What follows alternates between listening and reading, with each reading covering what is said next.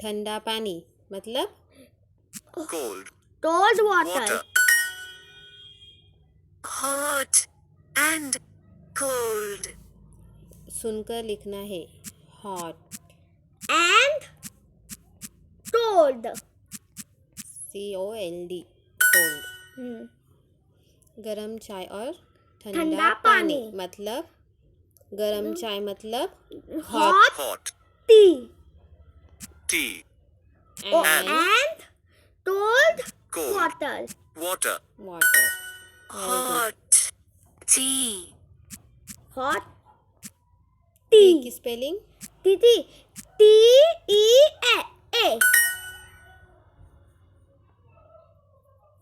तुम्हारा पानी गरम है। इस वाक्य का अनुवाद करें। तुम्हारा पानी गरम है मतलब Your water is hot. hot HOT hot. गरम और ठंडा मतलब Hot and cold. cold COLD cold.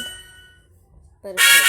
हमारा दूध लता देते कंप्लीट गाइस। फटाफट परफेक्ट 100% गुड।